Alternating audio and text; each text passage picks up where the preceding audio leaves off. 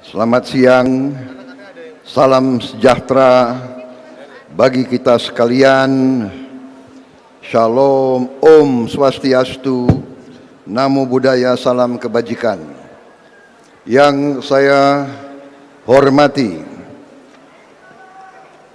Bapak Surta Wijaya, Ketua Umum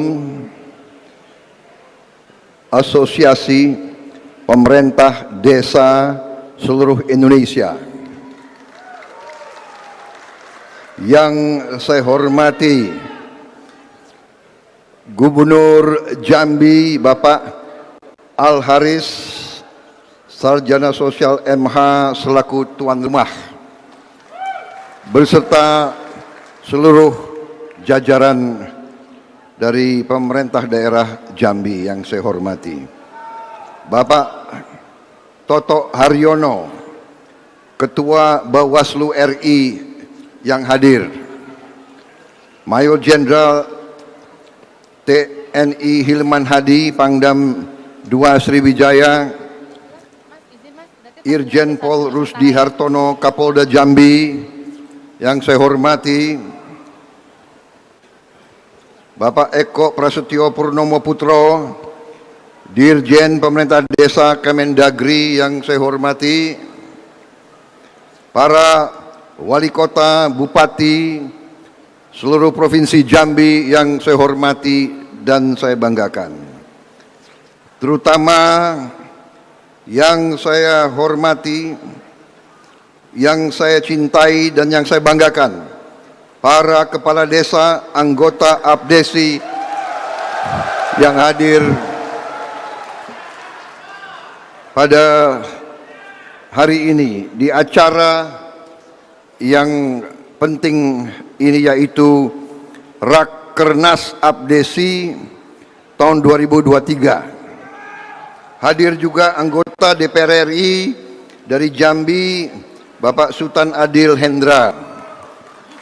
Saudara-saudara sekalian,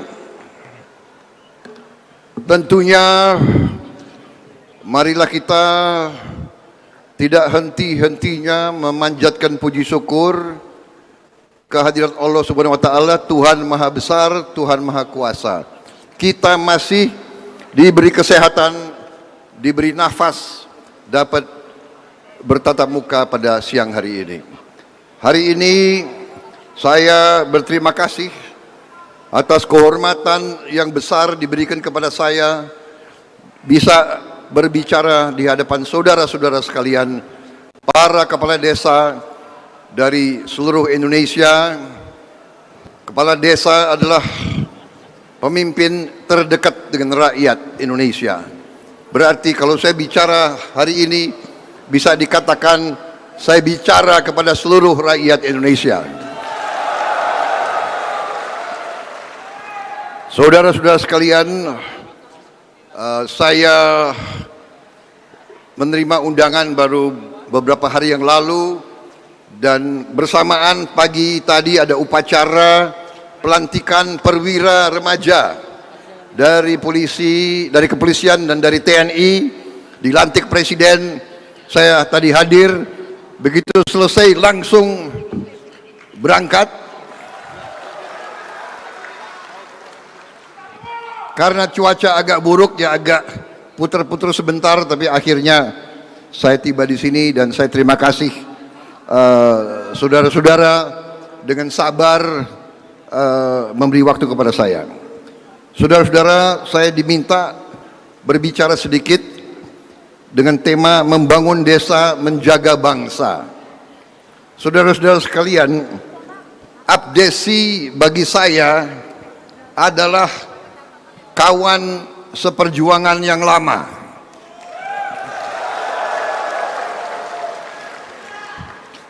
Saya sudah berjuang bersama kalian dari belasan tahun yang lalu, saudara-saudara sekalian. Ya. Kita, kalau saudara ingat, dari sejak tahun 2009-2010 terus kita perjuangkan dana desa. Dan pada tahun 2013 saya menandatangani piagam komitmen kepada Abdesi untuk memperjuangkan dana desa 1 miliar satu desa tahun 2013. Dan demikian, nanti contohnya ada piagam bisa kita tinggalkan di sini. Ya, di garis merah itu bunyinya adalah deklarasi ini dibuat di hadapan Asosiasi Pemerintah Desa seluruh Indonesia. Tanggalnya 26 Oktober 2013 dan alhamdulillah 2014 DPR meloloskan undang-undang desa yang salah satu pelopornya adalah partai saya kebetulan. Saudara-saudara sekalian, saya yakin semua partai adalah pecinta tanah air dan pembela rakyat Indonesia. Semua partai. Karena itu demokrasi kita harus lain dari demokrasi negara-negara lain. Demokrasi kita harus demokrasi kekeluargaan. Demokrasi di antara saudara-saudara sekalian. Kita tidak boleh pecah. Kita tidak boleh rusuh. Kita tidak boleh ribut. Kita adalah satu keluarga besar. Jadi saya hormat, saya salut sama Abdesi yang diundang 33 bakal calon presiden. Kita sekarang statusnya calon presiden aja belum, bakal calon presiden. Ya, dan Abdesi berani mengundang, yang diundang tiga-tiganya. Tiga-tiganya sebenarnya kita adalah sama-sama anak bangsa Indonesia, sama-sama patriot, sama-sama cinta tanah air, dan kita harus selalu menjaga kerukunan, menjaga persatuan, saudara sekalian. Saudara-saudara sekalian, kita kalau lihat ke belakang, kita harus mengakui dan kita harus bersyukur apa yang telah dihasilkan oleh pendahulu-pendahulu kita, oleh pendiri-pendiri bangsa kita. Saudara-saudara sekalian, bangsa Indonesia sekarang kita sudah adalah negara dengan ekonomi ke-16 di dunia. Dari 200 negara kita ke-16 dan kekayaan kita luar biasa. Kita bersyukur kepada Yang Maha Kuasa. Kita diberi kekayaan yang luar biasa. Dari semua pakar dunia menilai kekayaan kita ke-7 atau ke-6 terkaya di dunia. Artinya kalau kita pandai mengelola, kekayaan kita tidak lama lagi kita akan jadi negara makmur, saudara-saudara sekalian.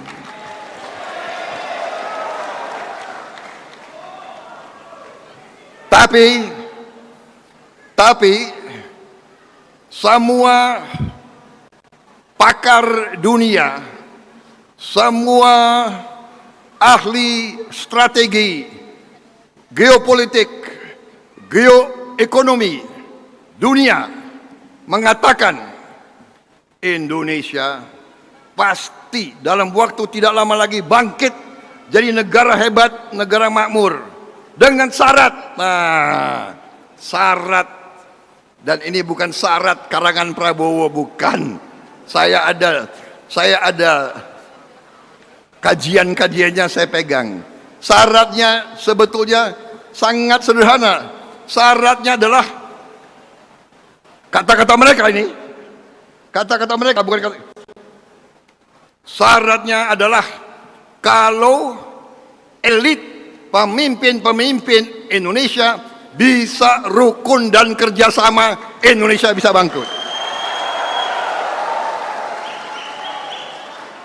Jadi saudara-saudara, kita harus sekarang bertekad,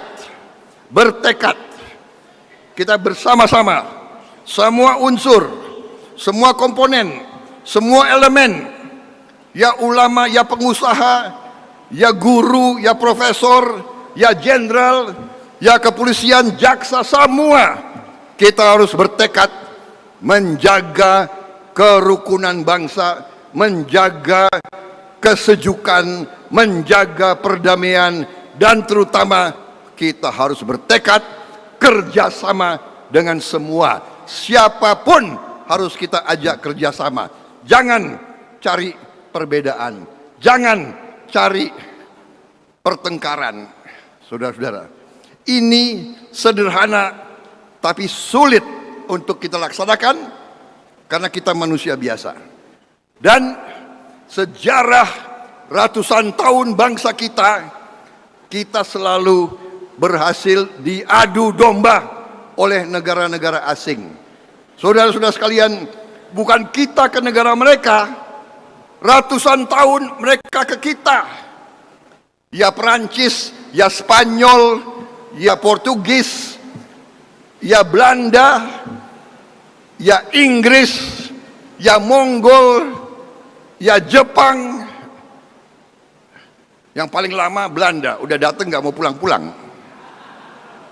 Terpaksa kita usir dengan perang kemerdekaan. Kita tidak mau dijajah terus-menerus. Kita tidak mau jadi bangsa yang menerima penghasilan rendah. Kita tidak mau jadi bangsa UMR. Kita mau jadi bangsa terhormat, bangsa bermartabat, bangsa rakyatnya makmur. Itu tujuan kita, saudara. Dan untuk itu, saudara-saudara, kita harus bersyukur dan kita harus mengakui pemerintah di bawah Presiden Joko Widodo, harus kita akui bahwa pemerintah di bawah kepemimpinan Presiden Joko Widodo berhasil. Jangan malu-malu mengakui pemimpin berhasil, bangsa sendiri berhasil, anak Indonesia berhasil. Kok kita malu-malu mengakui? Dan kelemahan bangsa kita, saudara-saudara, harus kita akui juga. Kelemahan bangsa kita itu kadang-kadang sulit mengakui keberhasilan kawan sendiri. Terlalu kagum sama bangsa asing. Kalau ada pemimpin kita yang baik, malah kita condong cari-cari kesalahannya, saudara-saudara sekalian. Saudara-saudara, saya bicara ini, saya pernah jadi rivalnya Pak Jokowi. 10 tahun rival. Saya dikalahkan beliau.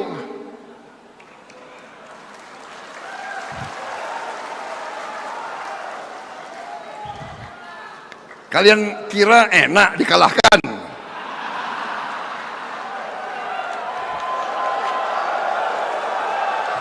Tapi saudara-saudara, bayangkan beliau kalahkan saya. Tapi beliau punya jiwa besar, punya kenegarawanan yang tidak terduga-duga. Bangsa lain pun tidak menduga-duga. Beliau langsung ngajak saya bergabung. Saudara-saudara, waktu saya memutuskan bergabung, untung saya ini orang yang suka baca sejarah. Saya ingat sejarah Amerika.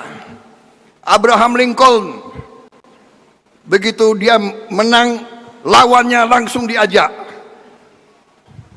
Winston Churchill, begitu situasi krisis, lawannya diajak. Mahathir Muhammad dan seterusnya, Hideyoshi dan seterusnya. Jadi waktu beliau mengajak, saya ingat itu.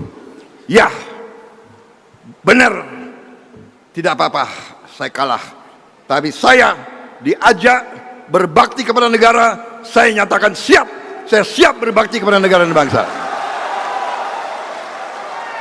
Bagi seorang yang cinta tanah air, jabatan tidak penting. Kita tidak boleh madatan minta jabatan. Seorang pendekar, seorang kesatria tidak boleh minta jabatan. Tapi kalau diajak berbakti, kita harus siap berbakti. Jangankan jadi menteri pertahanan, kalau negara perlu, saya siap jadi prajurit di garis paling depan. Saya siap mati untuk negara. Dari usia muda tanpa apa-apa, tanpa pangkat, saya pun siap. Apalagi sekarang, saudara-saudara sekalian. Jadi kita harus bersyukur pemerintah kita di luar dugaan banyak negara berhasil mengatasi krisis-krisis yang membahayakan. Krisis paling utama COVID-19, krisis yang sangat dahsyat, sangat mengerikan, yang menghentikan kehidupan dunia. Indonesia paling cepat, salah satu yang paling cepat pulih di luar dugaan bangsa-bangsa lain. Di hari-hari pertama, banyak negara termasuk WHO menilai Indonesia akan kolaps. Pernah keluar di CNN, the Indonesian health system on the verge of collapse. Mereka selalu anggap remeh kita. Mereka selalu anggap Indonesia nggak bisa apa-apa. Kita buktikan Indonesia bisa mengatasi krisis. Dan Indonesia sekarang negara yang ekonomi pertumbuhannya salah satu terbaik. Saudara-saudara, inflasi kita terkendali,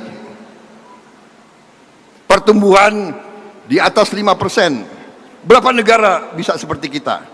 Mungkin tidak lebih dari 10-20 negara. Saudara-saudara sekalian, apakah masih banyak kekurangan? Masih banyak kekurangan. Masih banyak hambatan, masih banyak hambatan. Masih banyak pekerjaan rumah, masih banyak pekerjaan rumah. Marilah kita atasi semua rintangan, hambatan dan kekurangan itu dengan kebersamaan, dengan persatuan, dengan gotong royong, dengan kerjasama. Jangan mau kita terus-menerus diadu domba. Jangan. Kita bisa, dan insya Allah kita akan bangkit menjadi negara besar, negara makmur, saudara-saudara sekalian.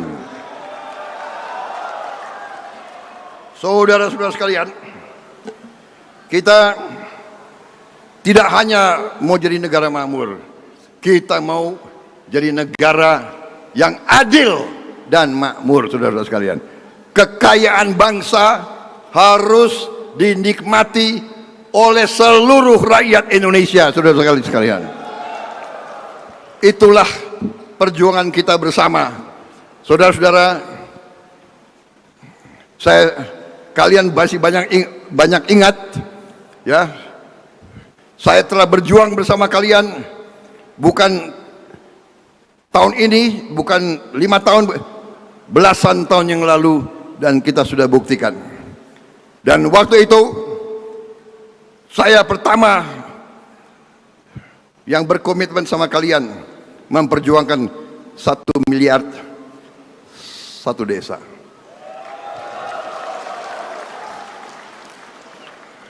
Dan waktu itu kita mintanya langsung ke desa. Jangan terlalu banyak mampir-mampir. Di Indonesia kalau terlalu banyak mampir-mampir, bocornya lumayan juga itu. Benar nggak? Tapi kalau udah sampai ke kepala desa, tolonglah kepala desa, gunakan dana tersebut sebaik-baiknya untuk rakyatmu, saudara-saudara sekalian. Ya, Presiden kita sudah negur, dana jangan dipakai terlalu banyak, rapat ini, rapat itu, perjalanan dinas ke sini, perjalanan dinas ke situ, saudara-saudara sekalian. ojo aji mumpung, saudara-saudara sekalian. Ya, mengabdi untuk rakyatmu. Tema Rakernas ini, membangun desa berarti membangun bangsa. Saudara-saudara sekalian, bagaimana kita mau bangun? Saudara-saudara, banyak orang selalu kasih janji, terutama politisi. Musim pemilu, ya kan, selalu banyak janji. Kita teringat lagu itu kan, ada lagunya kan, tinggi gunung 1000 janji, bener. Memang lidah tak bertulang. Itu lagu khusus saya kira untuk politisi mungkin. Apa aja dijanjikan, saudara-saudara, ya kan? Apa aja. Saya tidak mau terlalu banyak janji, tapi kita buktikan. Dan pemerintah yang dipimpin Pak Jokowi, kenapa saya gabung? Karena saya yakin di hatinya beliau patriot dan beliau merah putih. Saya gabung. Begitu saya di kabinet, saya saksi. Beliau pemikirannya selalu rakyat kecil. Itu pemikiran beliau, saudara-saudara sekalian. Karena itu saya tidak malu-malu. Saya ini mantan prajurit. Kalau A ya A, B ya B. Merah-merah, putih-putih, saudara-saudara sekalian. Jangan pagi tahu, sore tempe, ya kan? Hah? Iya kan? Ini orang Indonesia ini, ya kan? 2 tambah 2 4. Tapi kalau dalam politik kita kadang-kadang 2 tambah 2 ya mungkin 4 Pak, mungkin saudara ngertilah, ya kan? Saudara-saudara, apa yang kita hadapi? Keberhasilan sekarang, ya, hanya dasar yang kita bangun, dan nanti pekerjaannya ini mungkin butuh 10, 20, 30 tahun. Saudara-saudara sekalian, siapapun yang akan memimpin kita nanti tidak bisa mimpin sendiri. Kita harus bersama semua. Dan tidak bisa ada yang janji bisa segera atasi ini, tidak bisa. Ini butuh tahap demi tahap demi tahap. Infrastruktur sudah baik, interkoneksi sudah lumayan, pengendalian sudah baik, inflasi terkendali, masih banyak pekerjaan. Tetapi strategi pemerintah kita yang dicanangkan oleh presiden kita dan saya dukung sepenuhnya, yaitu hilirisasi. Hilirisasi artinya adalah semua kekayaan kita olah di tanah air kita, di Republik Indonesia. Kita tidak menghendaki kekayaan kita dijual murah ke luar. Kita tidak mau kelapa sawit kita hanya dijual mentah, crude palm oil. Itu namanya minyak kelapa sawit mentah. Kita tidak mau crude palm oil. Kita mau olah kelapa sawit menjadi turunan yang nilainya bisa puluhan kali, saudara-saudara sekalian. Dengan hilirisasi kita akan loncat, kita namanya leapfrog, kita lompat menjadi negara maju. Tambang kita, perkebunan kita, kelautan kita, ini yang akan membuat kita menjadi negara industri, saudara-saudara sekalian. Sebagai contoh, nikel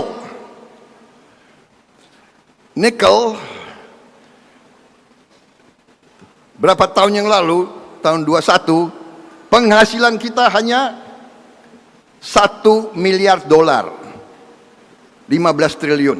Tahun 22 penghasilan kita naik 20 kali, 20 kali, 20 miliar dolar lebih, sekitar itu. Kalau nanti nikel kita olah menjadi baterai itu nilainya bisa naik 67 kali, saudara-saudara. 67 kali.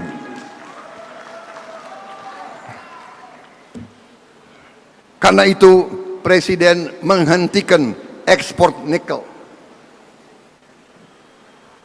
Harus diolah di Indonesia. Begitu beliau hentikan, ribut. Negara-negara maju ribut. Indonesia diancam. Gila. Kekayaan kita, harta kita mau olah nggak boleh. Harus jual murah ke mereka, gitu. Saudara-saudara, kita tidak boleh gentar, tidak boleh takut. Kalian takut nggak diancam oleh negara asing? Saudara-saudara, kita negara besar. Jumlah penduduk kita 300 juta hampir. Di ASEAN kita terbesar. Bersama ASEAN kita 600 juta. Kalau mereka mau embargo kita, udah kita jualan aja di antara kita. Kita juga nggak akan mati, saudara-saudara sekalian. Lebih baik kita terhormat mengolah barang kita sendiri daripada kita jual gelondongan dan kita harus import barang jadi dari luar. Contoh boksit. Boksit bahan untuk aluminium. Sekarang selama ini kita jual dalam bentuk batu. Sekarang kita hentikan, boksit harus diolah. Aluminium bahan pesawat terbang, bahan televisi, bahan motor, bahan mobil, bahan komputer, bahan AC. Saudara-saudara, kita akan bikin semua barang-barang itu di Indonesia. Pabriknya di Indonesia. Anak-anak kalian akan harus kerja dengan upah yang baik, bukan upah minimum lagi. Kita mau menjadi negara yang maju, negara yang penghasilannya lumayan untuk rakyat kita. Rakyat kita harus menghilangkan kemiskinan dari bumi Indonesia. Itu tujuan perjuangan kita, saudara-saudara sekalian. Saudara-saudara sekalian, belum tembaga kalau diolah nilai tambahnya 77 kali. Timah, gas alam, rumput laut. Kalau diolah di Indonesia, rumput laut 14 kali ini. Rumput laut bahan bisa untuk pakan ternak. Untuk kita bisa bikin plastik dari rumput laut. Kita bisa bikin pupuk dari rumput laut. Ikan. Kita jual ikan mentah. Kalau ikan diolah di Indonesia, nilainya tambah 18 kali. Udang, kita jual udang. Kalau kita olah di Indonesia menjadi bubuk udang, menjadi 2 kuasa negara kita luar biasa. Sawit, kelapa, negara kita kelapa, rayuan pulau kelapa. Kelapa kalau diolah di Indonesia nilainya 18 kali. Ternyata minyak kelapa di luar negeri sekarang dianggap the miracle herb, the miracle fruit. Itu dianggap sekarang melawan banyak penyakit. Saudara-saudara, karet diolah menjadi bahan-bahan konstruksi bangunan dan sebagainya, naiknya 15 kali nilainya. Saudara-saudara sekalian, begitu banyak komoditas lain, begitu banyak komoditas lain yang bisa kita kerjakan. Saudara-saudara sekalian, saya banyak sekali slide, tapi saya minta maaf, saya hanya bisa bicara tidak terlalu lama.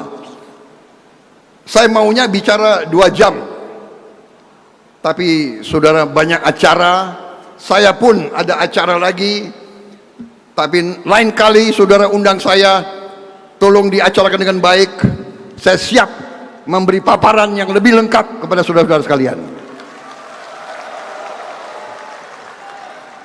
Saya merasa selalu dekat dengan Abdesi karena saudara adalah, tadi saya katakan, pemimpin yang terdekat sama rakyat. Karena itu saya percaya saudara lebih mengenal rakyat kita, lebih merasakan kesulitan-kesulitannya. Saudara-saudara sekalian, begitu banyak rencana dan kemauan kita dan kemampuan kita, saudara-saudara sekalian. Kemampuan kita. Saudara-saudara sekalian, walaupun begitu banyak potensi kita, kita harus waspada. Tahun-tahun akan datang, tahun-tahun penuh kesulitan, penuh tantangan. Satu, kita siap hadapi cuaca yang tidak terlalu enak. El Nino akan datang kepada kita. El Nino artinya kekeringan. Kemudian suhu, dengan perubahan iklim, suhu naik di mana-mana, di Eropa, di mana-mana kebakaran hutan luar biasa. Kita harus waspada. Masalah air jadi masalah prioritas. Kita sedang menyusun sekarang kajian, eksperimen-eksperimen teknologi untuk mendapatkan air dengan harga yang tidak terlalu mahal, dengan teknik-teknik mencari air. Saudara-saudara sekalian, para kepala desa, saya kira yang paling tahu, ternyata ada sumber air bersih yang banyak sekarang ini terbuang-buang. Ada sungai-sungai di bawah tanah yang keluarnya di lepas pantai, kadang-kadang 10 meter, 20 meter, 100 meter, paling jauh 1 atau 2 kilo lepas pantai. Para kepala desa bisa menanyakan orang-orang tua di desa, apalagi di pantai. Para nelayan tahu di mana air bersih keluar. Air bersih ini terbuang. Kalau kita bisa tutup, dan kita sudah coba, Universitas Pertahanan yang di bawah saya, kita sudah kembangkan di Lombok. Kita menemukan 3 air keluar di laut. Ini kita tutup, kita bikin pipa, bawa ke darat. Ini potensi. Kita kembangkan lagi teknik-teknik menghasilkan air bersih. Selain krisis air, kita waspada krisis pangan. Kita harus antisipasi, dan kita harus sekarang memikirkan bagaimana mencari teknik-teknik mengurangi pupuk kimia, meningkatkan produksi pangan kita. Dan tanah-tanah yang tidak termanfaatkan, kita harus manfaatkan untuk membuat pangan, karena kita tidak boleh tergantung dari luar negeri. Sekarang banyak negara yang menghentikan ekspor mereka. Kita harus antisipasi. Saudara-saudara, kita harus swasembada pangan. Itu mutlak yang harus kita perjuangkan. Yang terakhir, kita harus swasembada energi. Kita tidak boleh tergantung BBM dari luar. Dan ini semua sudah ada strateginya, sudah ada teknologinya.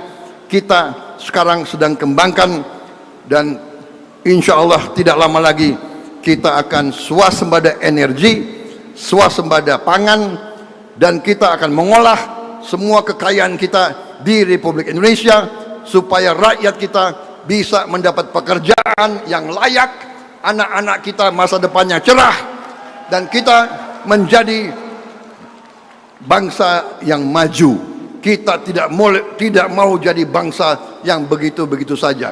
Kita mau produksi pesawat terbang sudah, tapi kita mau perbanyak. Kita mau produksi mobil kita sendiri. Saudara-saudara, sebagai Menteri Pertahanan, saya menginstruksikan Pindad untuk membuat Jeep buatan Indonesia. Sebentar lagi kita tidak mau pakai Jeep buatan asing, Jeep buatan anak-anak Indonesia, saudara-saudara sekalian. Dan langsung diberi nama oleh Bapak Presiden sendiri. Namanya adalah Maung. Maung itu adalah harimau, saudara-saudara sekalian. Beliau yang pilih. Saya kasih beliau pilihan 5 nama. Beliau lihat daftarnya, Menhan, pilih ini, Maung. Singkat, sederhana, dan tegas. Itu pilihan beliau. Saudara-saudara, Jeep buatan Indonesia, saya bangga. Kalaupun saya tidak jadi apa-apa, saya sudah bangga jadi Menteri Pertahanan, saudara-saudara sekalian. Karena saya bisa berbuat sesuatu untuk memajukan bangsa Indonesia. Saudara-saudara sekalian, saya kira saya harus minta maaf. Masih banyak sekali yang ingin saya sampaikan, tapi saya harus segera kembali ke ibu kota karena sebentar lagi ada rapat kabinet. Nggak enak Menteri Pertahanan Letnan Jenderal terlambat, malu.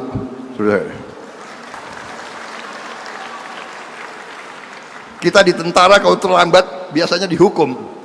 Bayangkan kalau Menteri Pertahanan dihukum kayak apa itu, ya kan? Saudara-saudara sekalian, terima kasih perhatianmu, terima kasih kehormatan saya diundang. Saudara-saudara sekalian, ingat, Indonesia bangkit kalau Indonesia rukun, kalau Indonesia bersatu. Siapapun jadi pemimpin, mari kita amankan dan kita dukung bersama. Apapun jabatannya, mari kita kerja keras untuk rakyat Indonesia, saudara-saudara sekalian. Wassalamualaikum warahmatullahi wabarakatuh. Merdeka! Merdeka! Merdeka! Kalau saya teriak Indonesia, kalian jawab Jaya. Jelas? Indonesia! Indonesia! Indonesia! Terima kasih. Selesai. Selamat berjuang, selamat menyelesaikan Rakernas, dan salam saya kepada 2 baca pres yang akan datang bicara di sini. Terima kasih. Saudara-saudara, tadi ada Bawaslu ya? Ada Bawaslu ya? Ya, saya harus hati-hati kalau ada Bawaslu ya. Tolong dicatat ya. Saya tidak minta dukungan kalian untuk pemilu yang akan datang. Saya tidak minta, tolong catat Bawaslu. Tapi di dalam hati saya berharap. Loh, boleh berharap dalam hati. Dalam hati berharap, masa dilarang? Tolong ya Bawaslu ya. Ini harapan, bukan permintaan. Selamat berjuang, sampai berjumpa kembali. Selesai. Sebentar, yel-yelnya gimana tadi? Abdesi, desa, Indonesia. Oke, kita ulangi ya. Oh, Jambi tambahnya ya. Oke, jadi 4 kali. Abdesi, desa, Indonesia, Jambi. Oke. Yo. Abdesi, Abdesi, desa, Indonesia, Jambi. Tepuk tangan buat semuanya. Assalamualaikum warahmatullahi wabarakatuh. Selamat siang, selamat sore, salam sejahtera buat semuanya. Pak Ketua Umum yang saya hormati, Pak Sekjen, Pak Ketua Abdesi Jambi, juga Ketua MPO Abdesi yang tadi barusan saja memberikan pengantar yang luar biasa, para Ketua DPC Abdesi, para Bupati, Wali Kota se-Provinsi Jambi yang ikut hadir bersama di sini, para anggota DPR, DPRD, Dapil Jambi dan seluruh hadirin sekalian. Saya bersyukur sekali bahwa sore hari ini bisa berjumpa dengan pribadi-pribadi penjaga penggerak desa-desa di seluruh Indonesia. Inilah garda terdepan kita. Inilah pribadi-pribadi yang tadi disebutkan. Jam 2 malam diketuk, urusannya semua urusan ada, betul? Ya, saya pun merasakan Pak, ketika dulu tugas di kementerian, tugasnya berurusan dengan kertas. Kalau bertugas di masyarakat, berurusannya dengan orang, dengan manusia, dengan urusan yang nyata. Dan saya membayangkan Bapak Ibu sekalian yang paling dekat. Karena itu kalau menjadi pemimpin yang paling dekat dengan masyarakat, itu paling banyak ditonton. Kalau baik langsung kelihatan, kalau bermasalah langsung kelihatan. Dan kalau diakui pemimpin, maka dia betul-betul pemimpin di desa itu. Betul sekalian? Betul, karena kelihatan. Kalau yang lain bisa berjarak. Kalau berjarak bisa pakai perusahaan pencitraan. Kalau kepala desa bisa nggak pakai perusahaan pencitraan? Nah bisa. Faktanya adalah citranya. Bila citranya pemimpin, maka faktanya dia pasti pemimpin. Pasti. Bila citranya jujur, maka dia faktanya jujur. Karena jarak antara pemimpin dengan rakyat itu pendek sekali. Tidak sempat itu dibuat segala macam citra-citra. Jadi yang Bapak Ibu sekalian berkumpul di sini, saya sampaikan terima kasih telah menjadi yang terdepan, terima kasih telah menjadi yang menjaga, dan saya ingin sampaikan juga kepada teman-teman pengurus Abdesi, terima kasih kesempatan untuk bersilaturahmi. Kami ketika dapat undangan dari Abdesi, saya katakan kalau Abdesi mengundang, sesungguhnya bukan undangan, itu adalah perintah hadir. Perintah hadir. Harus dilaksanakan, udah perintah hadir. Jadi saya merasa penting sekali untuk satu, sampaikan terima kasih. Terima kasih karena Ibu Bapak telah bekerja dalam senyap. Ibu Bapak bekerja di tempat yang tak terlihat, tapi Ibu Bapak yang menjaga agar suasana Republik ini tetap tertib, suasana Republik ini tetap baik, suasana Republik ini tetap teduh, dan Republik ini dijaga oleh pribadi-pribadi yang tak terlihat. Yang terlihat tentu saja baik juga, tapi yang tidak terlihat seringkali justru yang kita lewatkan. Karena itu saya merasa penting, pertama saya ingin sampaikan terima kasih. Kemudian kami selama ini berinteraksi, mendengar, melihat bagaimana Bapak Ibu dan masyarakat desa menjadi penopang bagi kehidupan berbangsa. Jadi Bapak Ibu sekalian saya hormati, kalau boleh ini saya berbagi sedikit. Kita punya harapan bahwa desa-desa ke depan, desa kita bukan sekedar sebagai kawasan yang berada di luar kota, tapi kita ingin desa ke depan menjadi pusat pelestarian dan pengembangan budaya. Ini adalah kekuatan desa kita. Dan saya katakan di sini dua, pelestarian dan pengembangan. Mengapa harus dua? Kalau pelestarian menjaga yang lalu, kalau pengembangan membuat yang baru.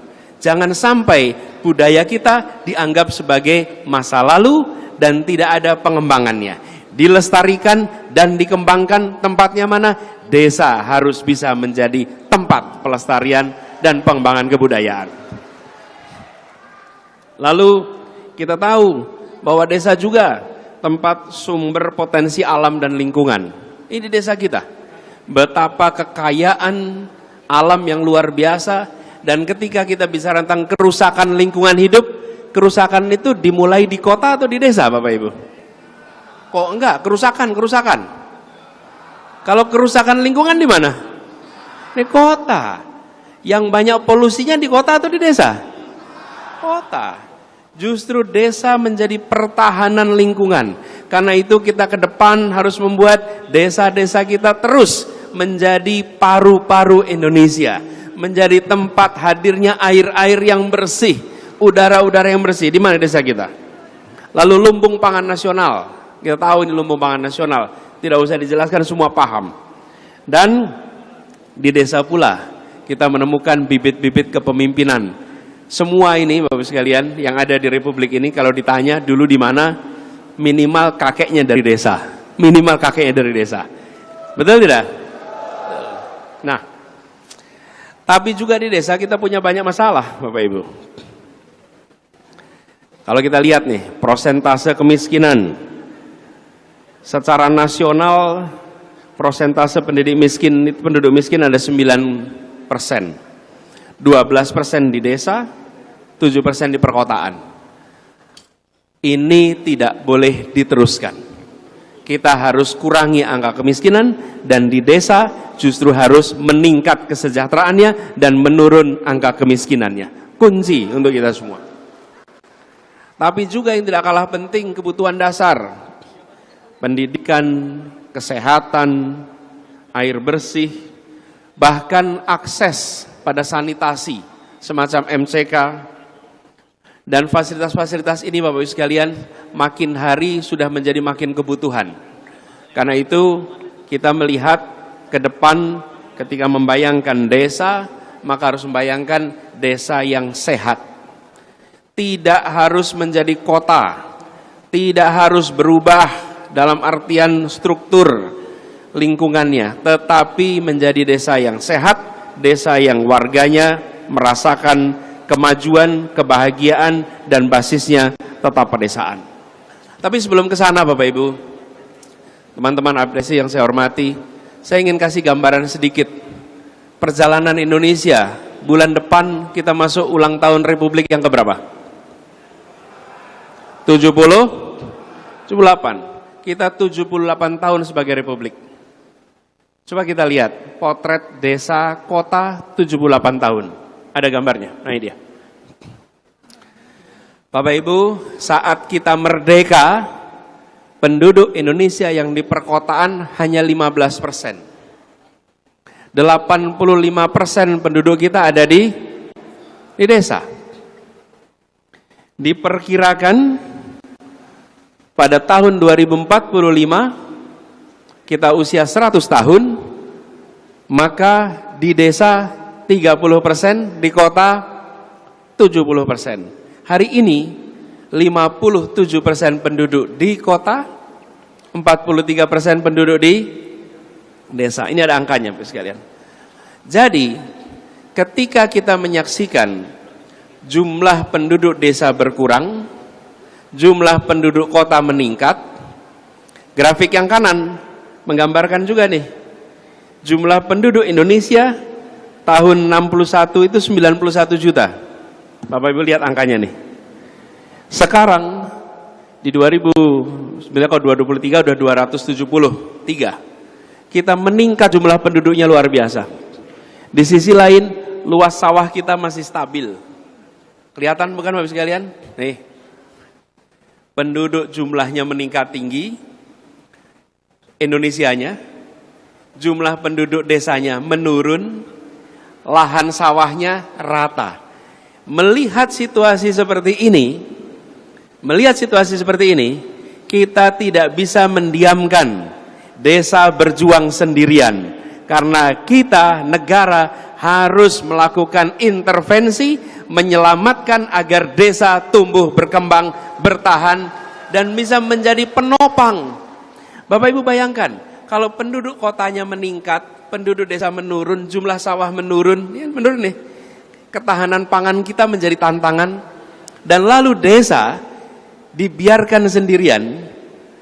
Apalagi ini para pimpinan, para kepala desa, pimpinan pemerintahan desa, tidak diberikan kekuatan, maka nantinya gambar nasional kita akan menunjukkan ketergantungan pada luar. Kenapa? Karena pasokan dari dalam, kekuatan dari desa tidak ditingkatkan. Jadi visi kita ke depan, Bapak Ibu sekalian, kita ke depan, yuk kita jalan sama-sama. Mari kita kembalikan desa menjadi kekuatan utama bangsa ini. Desa menjadi pilar penting dalam pembangunan ke depan. Saya melihat Bapak Ibu sekalian, kalau kita panjang ke depan, bahwa kita tidak boleh membiarkan para petani, para nelayan, kemudian mereka yang bekerja di perkebunan jalan sendirian. Saya ingin coba langsung ke slide ke-7. Saya ingin menunjukkan kepada semua sekalian bahwa yang perlu kita tinggikan itu bukan saja target domestik. Kita harus lihat Indonesia dalam konteks Asia. Kalau kita ingin membuat desa kita maju, jangan hanya berbicara desa dan kota di Indonesia. Bagaimana desa dimajukan supaya Indonesia bisa menjadi lumbung pangan Asia. Sehingga kekuatan desa itu tumbuhnya lebih besar. Kalau kita hanya dorong di tingkat nasional, Bapak Ibu sekalian, nanti target kita itu rendah, tinggikan. Supaya semua yang kita kerjakan di desa itu punya dampak yang lebih besar di desa-desa kita. Lahan kita subur, air kita melimpah, dan kita jalur utama untuk perekonomian dunia. Jadi untuk itu, slide berikutnya, kami melihat jangka pendek memperkuat desa. Jangka menengah adalah memandirikan desa. Jangka pendek, ya tadi sudah disampaikan ini sama Pak Asri, beberapa aspirasi. Kita ingin desa yang kuat, dan untuk itu tadi disampaikan ada 4 hal. Undang-undang yang perlu revisi. Yang kedua, pengelolaan desa yang partisipatif. Yang ketiga, kesejahteraan mereka yang bekerja di desa, baik kepala desa maupun perangkat desa.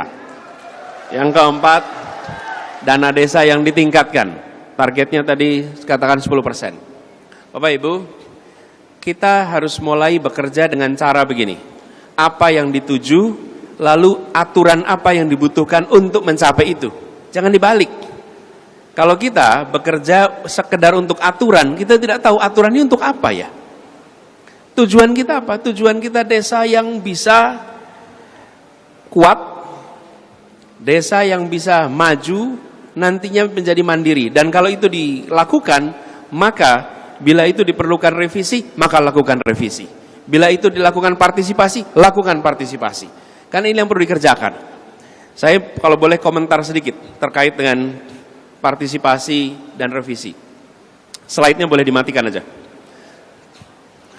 Ketika terkait dengan partisipasi, kami ceritakan pengalaman kami di Jakarta, Bapak sekalian.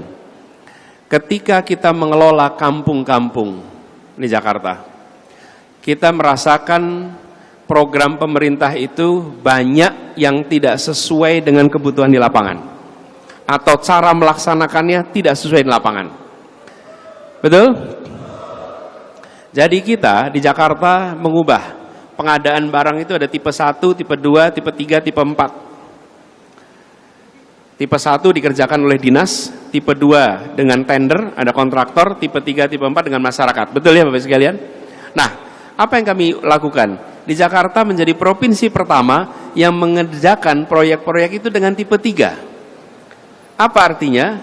Dana itu diberikan kepada pengurus kampung, baik itu RW ataupun LMK, lalu mereka nanti yang membangun jalan, perbaikan gorong-gorong, yang membangun masyarakat. Apa yang terjadi ketika itu dikerjakan?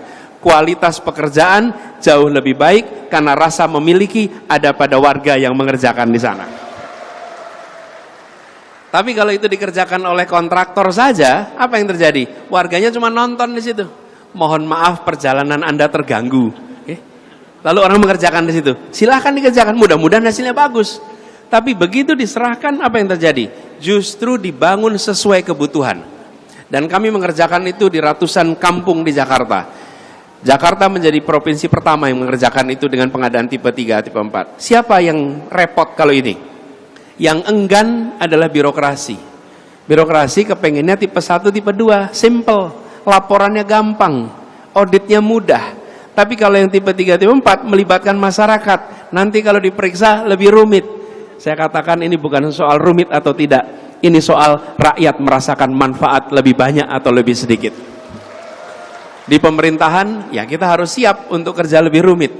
Saya membayangkan, sekalian, ketika dana desa itu turun, sampai lalu pengeluaran wajib yang harus dikerjakan itu tidak sesuai dengan kebutuhan yang ada di desa itu, yang muncul adalah ketidakbermanfaatan.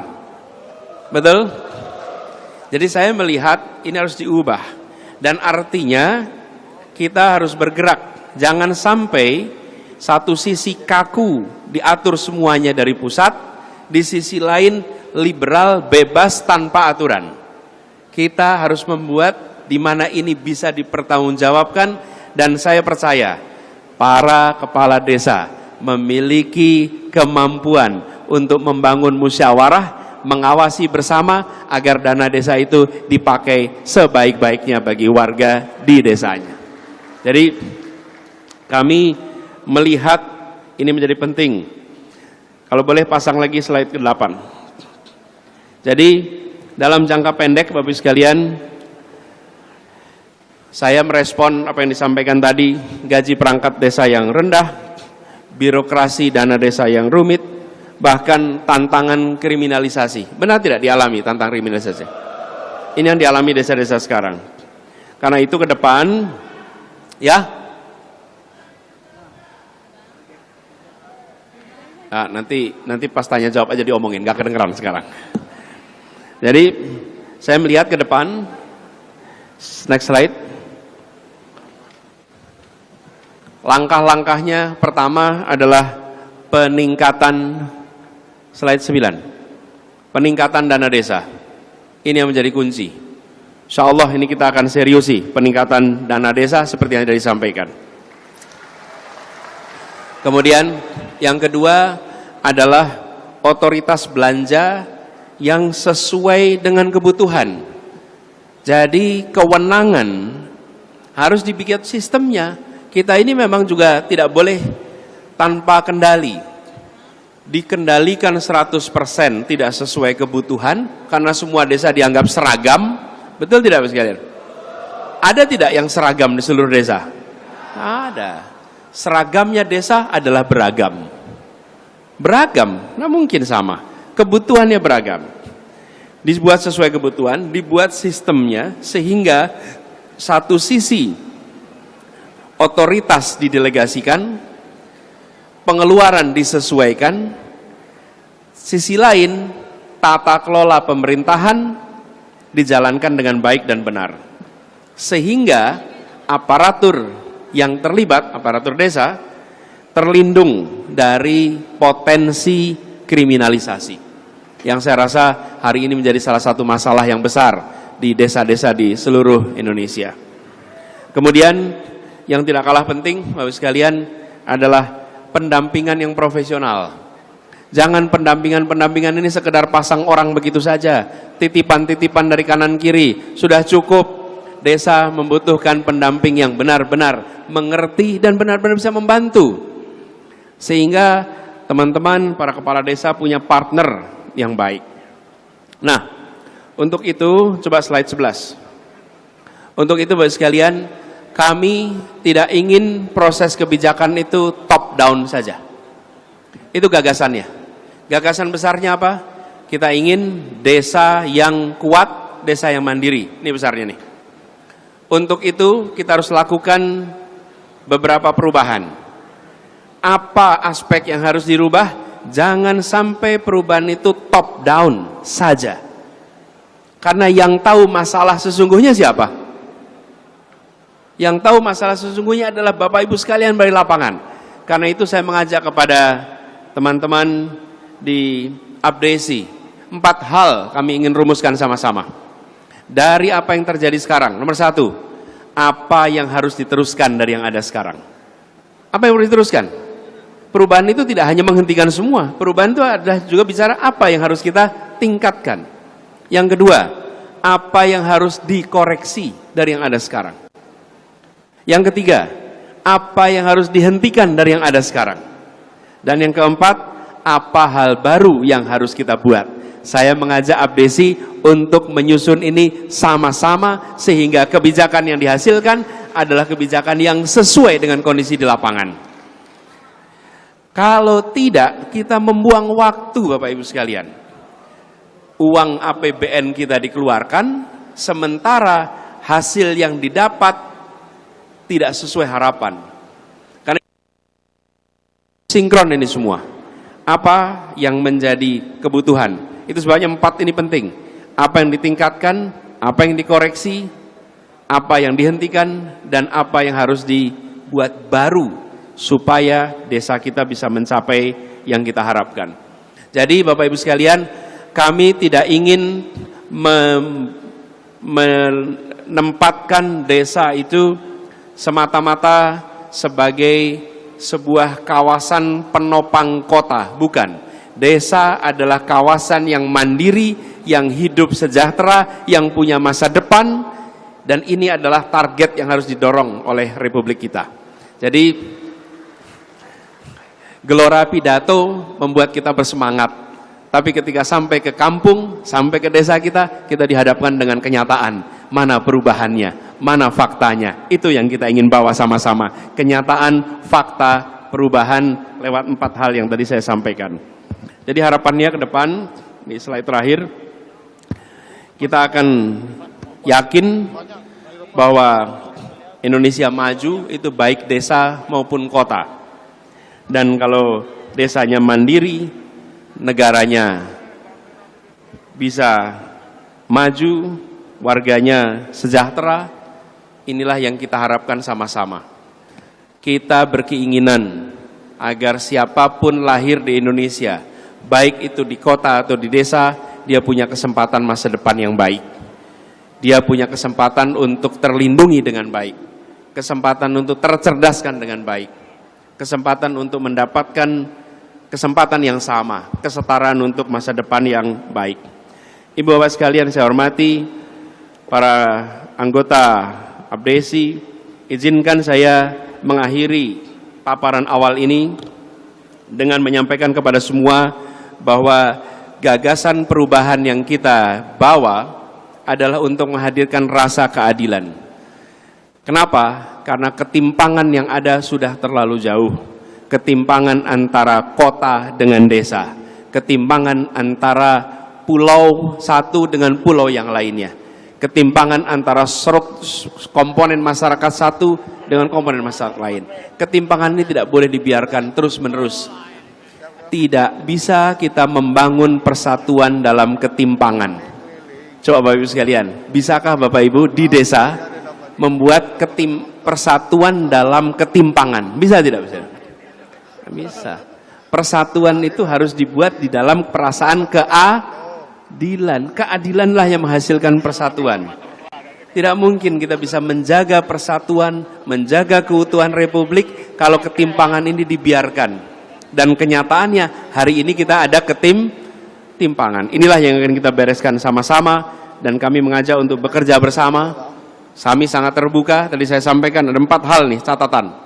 Yuk kerjakan sama-sama, insya Allah desanya maju, kotanya maju, Indonesianya maju. Terima kasih. Assalamualaikum warahmatullahi wabarakatuh.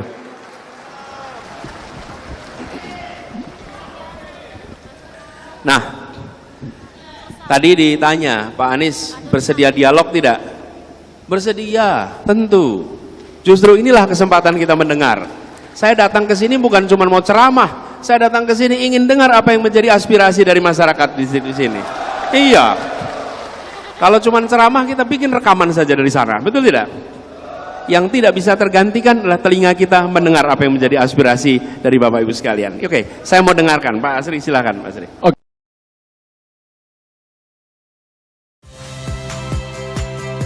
Saya Magister Tarigan. Saksikan program-program Kompas TV melalui siaran digital, pay TV, dan media streaming lainnya. Kompas TV, independen, terpercaya.